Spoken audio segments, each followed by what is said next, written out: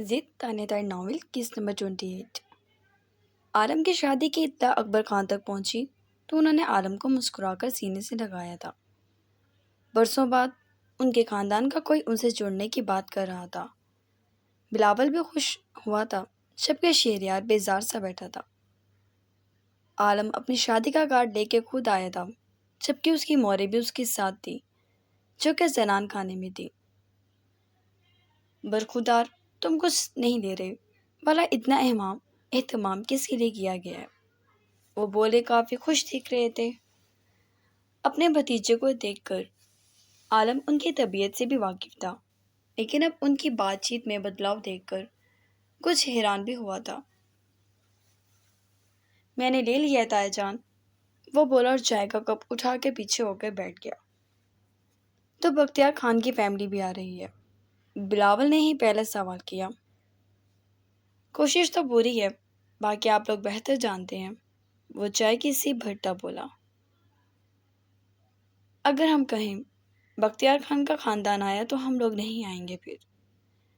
شہریار نے کارڈ ایک طرف اچھالا اور سکرر کا گہرا کش بھر کر عالم کی جانب دیکھا، جس پر عالم نے لاپرواہی سے گردن ہلائی۔ کچھ نہیں ہوتا، تم نہ آنا، وہ سکون سے بولا جبکہ شہریار ہنس دیا۔ اور اس سے پہلے وہ دوسرا تیر اچھالتا اکبر خان نے ٹوک دیا۔ شہریار، وہ ذرا گھور کر بولے اور وہ نفی میں سر ہلاتا اسموکنگ کرنے لگا۔ ہم آئیں گے، یہ سرسر تمہارا مسئلہ ہے کہ بختیار خان آتا ہے یا نہیں؟ جی بالکل ایسا ہی ہے، یار ہے اس کا، یار کی شادی میں نہیں آئے گا، ویسے بھی عورت کے پلو سے چپکنے کا بڑا شوق ہے اسے۔ شہریار تنزیہ ہنسا تھا، اور تمہیں عورت کو چارہ بنانے کا، کم از کم وہ عورتوں کا شکار نہیں کرتا۔ عالم تب کر بولا۔ شٹ اپ، شہریار بھڑکا۔ شہریار چپ ہو جاؤ، بلاول نے بھی غصے سے کہا جبکہ وہ پھر سے سر چھٹک گیا۔ عالم نے بھی چائے کا کپ رکھا۔ چلتا ہوں، بہت دیر ہو گئی ہے۔ وہ اٹھا، مورے کو بلا دے، اس نے کہا۔ ارے نہیں بیٹا، اس کی باتوں کو برا نہ مانو، یہ تو تم جانتے ہو سر پھیرا صاحب۔ اکبر خان چاہتے تھے وہ یہیں بیٹھا رہے جبکہ عالم کا موڈ آف ہو چکا تھا۔ آپ لوگ بس آئیں گے تو شادی پہ ملاقات ہوگی، وہ ہلکی سی مسکراہٹ سے بولا اور مورے کو بلانے کا کہا جو کہ اندر تھی۔ ریحانہ خان کو دیکھ کر وہ حیران رہ گئیں، وہ بالکل ساکت ہی رہ گئی تھی، بالکل زندگی سے دور، جیسے کوئی رونق نہ ہو ان آنکھوں میں۔ انہوں نے پیغام بھی دیا تو بس اتنا ہی کہا کہ اکبر خان اجازت دیں گے تو وہ بہت دل سے آئیں گے، جبکہ ایک پری سی لڑکی ان کی اوٹ میں چھپنے کی کوشش کر رہی تھی، جیسے سہمی سی ہو، کوئی گڑیا ہو۔ اور بلاول خان کی بیوی بھی اس زبان پر تالے ڈالے ہوئے تھی۔ شہریار خان کی بیوی کو انہوں نے نہیں دیکھا تھا، نہ وہ یہاں موجود تھی۔ دوسری طرف صرف یہاں بریرہ خان تھی، جو اتنے عرصے میں اس نے ان کا خون ہی کھلا دیا تھا۔ طنز بھری باتیں مار مار کر باہر سے جانے کا پیغام آیا تو وہ اٹھ کھڑی ہوئی۔ تم نے لازمی آنا ہے، میں انتظار کروں گی تمہارا، وہ ریحانہ سے ملتے ہوئے بولی جبکہ ریحانہ سر ہلا گئی۔ وہ سب سے ملی سوائے بریرہ کے، اس کے دل کی برائی ہر وقت اس کی زبان پر رہتی تھی، تب بھی آج تک اس نے شادی نہیں کی تھی۔ وہ باہر آئیں اور عالم کے ساتھ حویلی والوں کو پیغام دے کر وہ اپنے گاڑیوں میں سوار ہوئے اور وہاں سے چلے گئے۔ اکبر خان اپنوں سے مل کر بہت خوش تھے۔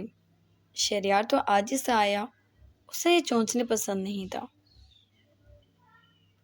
انسان جیسا ہے ویسا ہی رہے، یہ کیا ساری جوانی انہوں نے ایک تباہی مچا کر رکھی، اور جب تھکنے لگے تو مزاج بدلنے لگے۔ وہ سر جھٹک کر کال پک کر گیا۔ شکار پہ جانے کا اس کا دوست کہہ رہا تھا۔ وہ خود بھی تیار ہونے کے لیے اندر چلا گیا، اور جب کمرے میں آیا تو احساس ہوا کمرہ خالی تھا۔ لاشعوری طور پہ نگاہ نے اس کو تلاشا تھا جو ہر وقت بھری رہتی تھی۔ دماغ میں ایک خیال سا آیا، اور وہ کمرے سے باہر نکلا اور جس کمرے میں وہ رہتی تھی وہاں آ گیا، مگر وہ وہاں بھی نہیں تھی۔ تشویش ہوئی تو سیدھا بی جان کے پاس پہنچا۔ عروش کہاں ہے؟ اس نے سوال کیا۔ معلوم نہیں، صبح سے دکھائی نہیں دی، وہ بولی۔ کیا؟ وہ ایک دم اچھلا، صبح سے دکھائی نہیں دی؟ کیوں؟ کہاں گئی وہ؟ وہ ایک دم پیچھے کی جانب بڑھا۔ کیا وہ بھاگ گئی تھی؟ نہیں، یہ ناممکن تھا، وہ حویلی سے بھاگ جائے۔ وہ ملازمہ کو آرڈر دے چکا تھا، وہ جہاں کہیں بھی تھی اسے چھان مارا، اور خود بھی پہلی بار پریشان حال وہ تلاش میں نکل گیا تھا۔ شب کے گھر کا ایک ایک فرد شہریار خان کی بے چینی دیکھ رہا تھا۔ بریرہ تو نفرت سے سر جھٹک گئی، ہاتھ کا الو بن گیا۔ وہ بھٹکی جبکہ بی جان کے سینے میں پہلی بار جیسے چین سا اترا تھا بیٹے کی حالت دیکھ کر۔ وہ لون کے دوسری طرف بڑھا تو لون میں مختلف پھول وہ مالک کی چھوٹی سی بیٹی کو دیتی ہوئی دکھائی دی۔ شہریار کو تو تب بھی چڑھ گئی، وہ ملازمہ کی بیٹی سے یہاں پیار محبت بڑھا رہی تھی اور وہ خوار ہو رہا تھا اس کے لیے۔ اس نے اس چھوٹی سی بچی کو کھینچ کر دور کیا، یہاں تک کہ وہ گر گئی۔ عروش ایک دم اس حملے پر جلدی سے اس بچی کی طرف بڑھی۔ ایک چھوٹی سی بچی تھی وہ، یہ کیا حرکت؟ وہ بھڑکی۔ یہی سوال میرا تم سے ہے، یہاں اس کے ساتھ کیا کر رہی ہو؟ وہ بھڑکا۔ عروش نے جھٹکے سے اسے ہاتھ آزاد کرا لیا۔ عروش نے اس کے سوال کو مکمل اگنور کیا اور اس بچی کو گود میں اٹھا لیا۔ شہریار تو الجھ ہی گیا۔ پلیز اس کو تو اتارو، وہ اب ذرا جھنجھلایا ہوا تھا۔ عروش کی پیشانی پر اب تک واضح تیوریاں تھیں اور شاید یہ اس کی دی ہوئی ڈھیل تھی جس کے باعث وہ اتنے تیور اسے دکھا رہی تھی، ورنہ اس کی جرات نہ ہوتی۔ مجھ سے بات کرنے کی ضرورت نہیں ہے کیونکہ میں انسانوں سے باتیں کرتی ہوں، جانوروں سے نہیں۔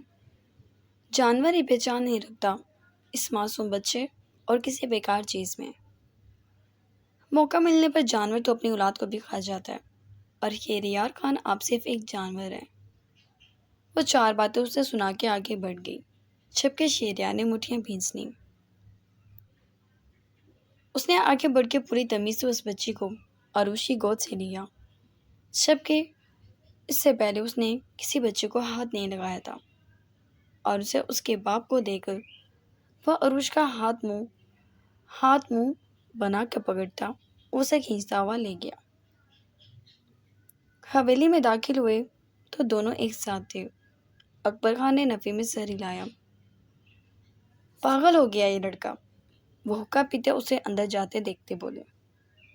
البتہ میں بہت خوش ہوں، یہ عروش اسے انسان بنا دے گی، بلاول سکون سے بولا۔ وہ حقہ پیتے سر جھٹک گئے، جبکہ وہ سب کے بیچ سے اسے اپنے کمرے میں لے آ گیا۔ کیا مسئلہ ہے آپ کے ساتھ؟ وہ اسے ہاتھ چھڑانے لگی۔ ہاتھ دھو اپنے۔ بالکل، میں تو کہتا ہوں نہاؤ۔ اس نے واش روم میں اسے دھکیلا، خود اس کے ہاتھ دھلوائے اور کہتے ہوئے اس کے اوپر ٹاول اور مختلف شیمپو اور معلوم نہیں کیا کیا اس پر پھینکا۔ میں نہیں نہاؤں گی۔ اور اس کو اس کی اس عادت سے چڑ ہوئی کہ اتنی سی بچی سے وہ سمجھ رہا ہے کہ اسے گندگی لگ گئی ہے، جبکہ وہ بچی بہت پیاری اور اس کے ساتھ صاف ستھری تھی۔ تو تمہیں میں نہیں لاؤں گا، بتاؤ کیا چاہ رہی ہو؟ وہ برجاستہ بولا۔ عروش ایک دم دھوری، جس پر شہریار مسکرا دیا۔ باہر جاؤ، وہ غصے سے پنکاری، جبکہ وہ جم کے کھڑا تھا۔ عروش نے دانت پیس لیے۔ میں سچ کہہ رہی ہوں، آپ کے سر میں کوئی چیز مار دوں گی۔ اسے شیمپو کی بوتل اٹھا لی۔ ماشاءاللہ تیور تمہارے بالکل پٹھانوں جیسے ہیں۔ میں سمجھا ہی نہیں، تمہاری اور میری جوڑی تو اوپر والے نے بڑی چاہ سے بنائی ہے۔ وہ مسرور سا ہوتا اسے آنکھوں میں بھرتا بولا۔ اور مجھے اس جوڑ سے نفرت ہے شہریار خان، جس طرح آپ کے وجود سے نفرت ہے۔ وہ اذیت سے بولی اور اسے باہر دھکیل کے دروازہ اس کے منہ پر مارتی سر تھام گئی۔ اذیت ناک تھا اسے دیکھنا، اسے سہنا۔ وہ اپنی زندگی سے وہ 4 دن نہیں نکال سکتی تھی، اور نکالنے کی کوئی چاہت بھی نہیں تھی۔ جبکہ شہریار وہیں تھم گیا تھا۔ ایسے کیسے نفرت کرتی رہو گی مجھ سے؟ وہ کلس کر سوچتا باہر نکل گیا۔ خان آپ کو مورے نے یاد کیا ہے، ایک ملازم آ کر بولا تو اس نے سر ہلایا اور سامنے بیٹھے آدمی کو وہاں سے جانے کے لیے کہا۔ اس نے مراد کی جانب دیکھا۔ کیا ہوا ہے تمہیں؟ سنجیدگی سے پوچھنے لگا۔ کچھ خاص نہیں خان، بس آپ کی فکر ہو رہی ہے، مراد سچ بیان کر گیا۔ او یار، کیا تم بھی ذرا طبیعت میں خرابی آئے فکر مند ہو جاتے ہو؟ اس کا شانہ تھپتھپا کر بولا۔ مورے غصہ کریں گی؟ مراد نے یاد دہانی کرائی۔ میں ابھی جا بھی نہیں رہا، وہ بولا اور آنکھ دبا گیا۔ خان کیوں پنگے لے رہے ہیں؟ مراد بیزار ہوا۔ مراد خان، محبوب محبت کا واسطہ دے کے کوئلوں پر بھی کھڑا کر دے، پاؤں جلتے رہیں فرق نہیں پڑے گا۔ وہ ہنسا جیسے مزہ لے رہا ہو۔ آپ مورے کو جانتے ہیں، آپ کی حرکت انہیں بہت غصہ دلا دے گی، مراد نے اسے سمجھایا۔ میں دیکھ لوں گا، فی الحال شکار پر جانا چاہتا ہوں، تم تیاری کرو۔ وہ کہہ کر اٹھا اور سامنے کی جانب چلنے لگا۔ جب سے مراد خان کو اندازہ ہوا تھا کہ کوئی خان کے پیچھے ہے، وہ بے چینی کی انتہا پر تھا، لیکن یہ ماننے کے لیے تیار نہیں تھا کہ وہ مورے ہے۔ بھلا ماں اپنی اولاد کے ساتھ یہ سب کیوں کرے گی؟ اسے درخنے یہاں بے وقوف لگی تھی۔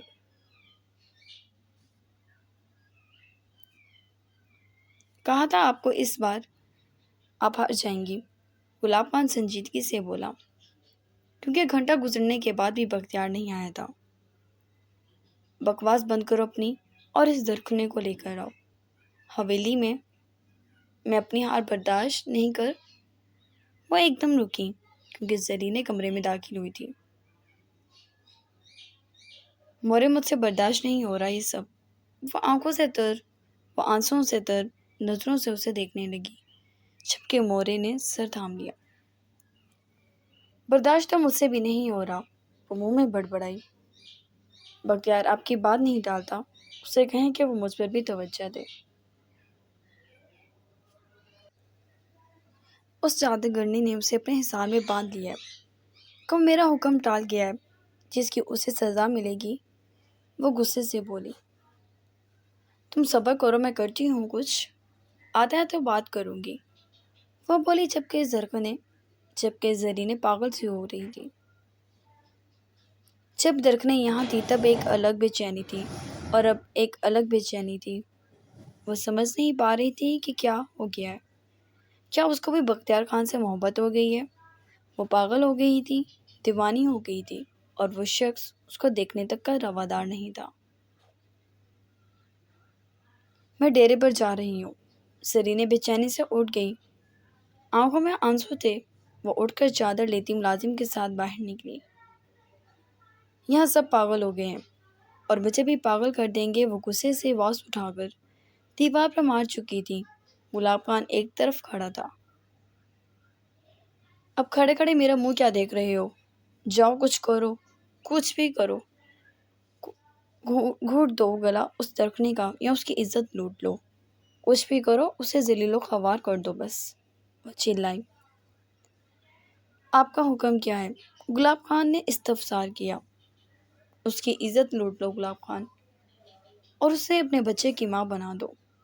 وہ نفرت کی انتہا پر تھی۔ گلاب خان سر ہلا گیا۔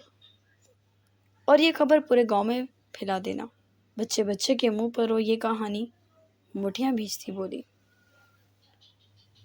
ویسے آپ کے لیے یہ پیغام بھی آیا رکھا ہے، آپ نے اس وقت اجازت نہیں دی، تبھی عالم خان اور اس کی ماں آپ تک پہنچ نہیں سکے۔ عالم خان کی شادی ہو رہی ہے، بلاوا آیا ہے۔ کون کون آئے گا؟ وہ کھڑکی سے باہر دیکھتی بولی۔ جس کے بارے میں آپ پوچھ رہی ہیں، انہوں نے آنے کی حامی بھر لی ہے، گلاب خان سمجھاتا ہوا بولا۔ پھر جائیں گے ہم بھی، وہ مسکرا دی۔ لیکن بختیار خان منع کر چکے ہیں۔ لعنت بھیجو اس بختیار پر، جتنا تم سے کہا کرو، عالم خان کو خبر دے دو، ہم لوگ آئیں گے، وہ سر جھٹکتی بولی۔ اور بختیار خان؟ غلام خان نے جانا چاہا۔ اسے ابھی قابو میں کرنا پڑے گا۔ وہ نفرت سے پنکاری کہ اس شادی میں جانے کے خاطر انہیں بختیار کی غلطیوں کو معاف کرنا پڑے گا۔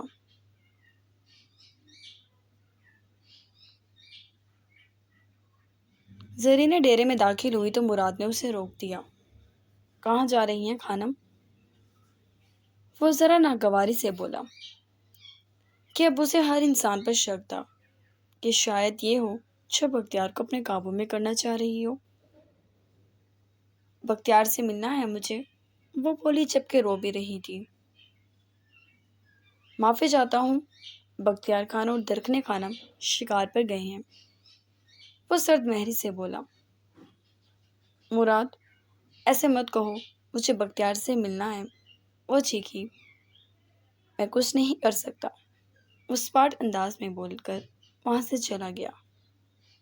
جبکہ وہ سر تھام گئی۔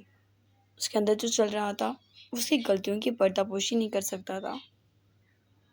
اگر کوئی حلال اور جائز جذبہ اس کے اندر جنم لے گیا تھا تو اس کی گزشتہ غلطیوں کو بلایا نہیں جا سکتا تھا۔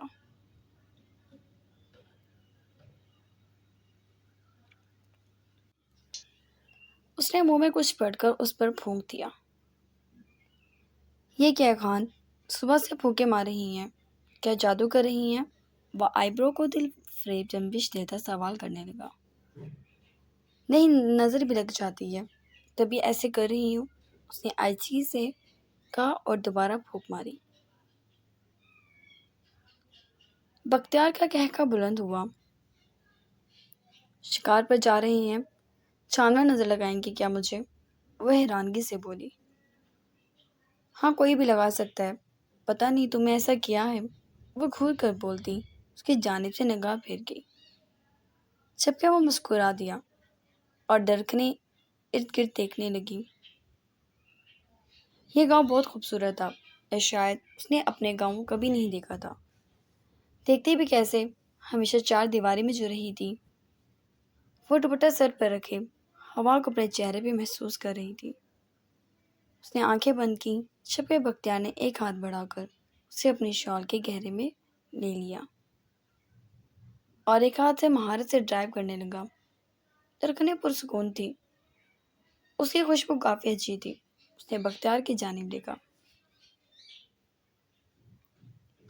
اتنا تیز پرفیوم کس لیے لگاتے ہو؟ وہ بولی، جبکہ بختیار نے حیرانگی سے اس کی بات پر اس کی جانب دیکھا۔ کس کے لیے لگانے کا کیا مقصد ہے؟ سب لگاتے ہیں، یہ تو عام بات ہے۔ وہ سمجھ نہیں سکا۔ لیکن تم کچھ زیادہ لگاتے ہو، یہاں تک کہ مجھ میں سے بھی تمہاری خوشبو آتی ہے، وہ تیوری چڑھا کر بولی۔ کیا مقصد ہے؟ شک کر رہی ہیں؟ وہ ہنسا اور گھما کر گاڑی دوسری طرف موڑی۔ شک کیا جا سکتا ہے، جب تمہاری دھوم میرے گاؤں میں بھی ہو تو مجھے کیسا یقین ہو کہ تم مجھ سے پہلے کسی کی طرف نہیں دیکھ سکے؟ قسم اٹھوا لیں سائیں، آپ کے علاوہ کسی کو دیکھنے کی ضرورت نہیں کی، بس ایک بار۔ وہ کچھ سوچتا ہوا مسکرا کر رک گیا۔ درخنے تو جھٹکے سے اس سے دور ہوئی۔ کچھ بھی نہیں بھائی، ڈرا رہی ہے مجھے، شرم کرے۔ شوہر سے محبت کرتے ہیں اور ہمارے گاؤں میں شوہر سے ڈرا جاتا ہے، نہ کہ شوہر پہ ٹھاکر بن جایا جائے۔ زیادہ نہ بولو، بتاؤ مجھے، وہ چھوٹی سی ناک سکیٹ کر بولی۔ رہنے دیں، کیوں خامخواہ گڑھے مردے اکھیڑ رہی ہیں، وہ آمادہ نہ ہوا۔ وقت وہ بات ضد ہوئی۔ ایک بات تو طے ہے، آپ کی ضد اتنا بڑا نقصان کروائے گی کسی دن۔ وہ سر نفی میں ہلاتا بولا، جبکہ وہ منہ پھلا کر سیٹ سے ٹیک لگا کر بیٹھ گئی۔ جبکہ بختیار ہنس دیا۔ اچھا، تو شاید یہ تب کی بات ہے جب بابا کا قتل ہو گیا تھا اور ہم الگ گاؤں آ گئے تھے۔ میں اس وقت پڑھتا تھا تو شہر جاتا تھا پڑھنے، لاہور کی طرف تو راستہ بہت لمبا ہوتا تھا۔ تو وہ سردیوں کی شام تھی۔ میں در حقیقت غصے سے نکلا تھا کیونکہ مورے نے مجھ سے ایک فیصلہ کروایا تھا اور وہ بہت غلط لگ رہا تھا، جبکہ میں نہیں چاہتا تھا کہ وہ آدمی اس عورت کو طلاق دے، کہ مورے نے کہا کہ ان کی طلاق کرا دو۔ میں نے بہت مشکلوں سے ان کی بات پہ عمل کرایا اور غصے سے نکل گیا، کیونکہ مجھے لگتا ہے لوگوں کے درمیان دوری ڈالنا، وہ بھی وہ لوگ جو ایک دوسرے سے محبت کر رہے ہوں، گناہ کبیرہ ہے۔ لیکن یہ میرے ہی ہاتھوں ہوا۔ میں خیر نکلا تو کافی غصہ تھا۔ آدھے راستے میں ہی بارش شروع ہوگی۔ سردی کی بارش اور لمبی طویل سڑک کے ساتھ ایک خوبصورت شام تھی، مگر میرے مزاج ناگوار گزر رہی تھی۔ میں بڑی تیزی سے گاڑی چلا رہا تھا اور اس مراد خان کو بھی گھر پھینک کر گیا تھا، ورنہ سالہ مورے کا چمچہ تھا، ایک ایک بات کی اطلاع دیتا تھا مورے کو۔ تو میں بتا یہ رہا تھا، وہ ہلکا سا اس کے چہرے کی جانب دیکھتا مسکرایا، جو بڑے شوق سے سن رہی تھی، اور سامنے دیکھنے لگا تو لمبی سڑک پر سے میں گزر رہا تھا اور تبھی مجھے ایک لڑکی دکھائی دی۔ وہ بارش میں مکمل بھیگی ہوئی تھی۔ میں اس کے پاس سے گزر جاتا لیکن وہ ایک دم آگے آ گئی۔ وہ رکا اور اس کا چہرہ دیکھنے لگا جس کی مسکراہٹ سمٹی جا رہی تھی۔ ہاں تو وہ گاڑی کے آگے آ گئی اور ایک منٹ کے لیے میں اسے دیکھ کر رہ گیا۔ شاید میں نے دنیا میں اتنی حسین لڑکی نہیں دیکھی تھی۔ She is too much, really too much. وہ جیسے جیسے بول رہا تھا ویسے ویسے درکھنے کا دل بیٹھ رہا تھا۔ اور پھر وہ مکمل بھیگی ہوئی تھی اور پھر اس نے مجھ سے ہیلپ مانگی تو میں انکار نہیں کر سکا، اور بس پھر وہ میری گاڑی میں بیٹھ گئی اور اس کے بعد میں پورے راستے بس اسے ہی دیکھتا رہا، کچھ بول نہیں سکا۔ مجھے اس کی خوبصورتی سے خوف آ رہا تھا کہ کہیں میں بہک بات ادھوری ہی رہ گئی، کیونکہ درکھنے نے اس کی بھاری بازو کو چھید دیا تھا۔ اب اسی لڑکی کے پاس جاؤ۔ اوہو یار، وہ کہہ کر لگا گیا۔ پوچھا بھی تو خود ہے ہاں، اور بھڑک بھی خود رہی ہیں۔ اس کا بازو پکڑ کے اپنی جانب کھینچتا بولا، مگر درکھنے نے اسے غصے سے کئی تھپڑ مار دیے تھے۔ بختیار اپنی مطلوبہ جگہ پہ پہنچ گیا تھا اور ہنستے ہنستے اس نے اس کا چہرہ تھام لیا، مگر درکھنے شدید غصے میں تھی۔ اسے جھٹک کر وہ گاڑی سے باہر نکل گئی۔ خبردار، جو آئندہ تم میرے قریب بھی آئے، جاؤ اپنی اسی ون ہار محبوبہ کے پاس، وہ چیخی، جبکہ بختیار ملازموں کو بے بسی سے دیکھتا رہ گیا، جو اپنے خان کی عزت ہوتے دیکھ لب دبائے اس کی بندوق اور سامان گاڑی سے نکال رہے تھے۔ درخت نے جبکہ آگے بڑھنے لگی تھی کہ جانور کی عجیب سی گرانے کی آواز پہ تھم گئی اور بختیار نے شانے چکائے اور جلدی سے پیچھے آ کے اس کا بازو تھام گئی۔ ہاں وہ بس یہ جگہ یہاں واقعی جانور ہے؟ وہ معصومیت سے دیکھنے لگی، جبکہ بختیار دل کھول کر ہنسا۔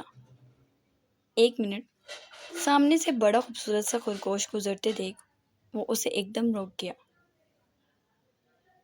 جبکہ درخت بھی سامنے دیکھنے لگی۔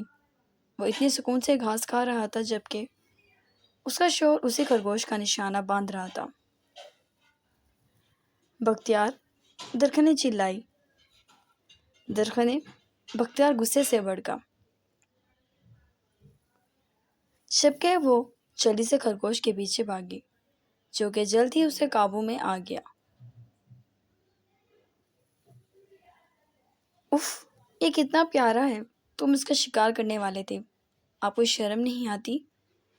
معصوم جانوروں اور لڑکیوں کا شکار کرتے ہوئے سیدھا سیدھا طنز تھا۔ میں نے کچھ نہیں کیا تھا اس لڑکی کے ساتھ، اور اگر اب بیچ میں خان آنے کی کوشش کی، سیدھا گولی آپ کے بھیجے میں ماروں گا۔ مجھے شکار کے وقت ڈسٹربنس نہیں پسند، وہ وارن کرتا آگے بڑھنے لگا، جبکہ درخت نے منہ بنا گئی۔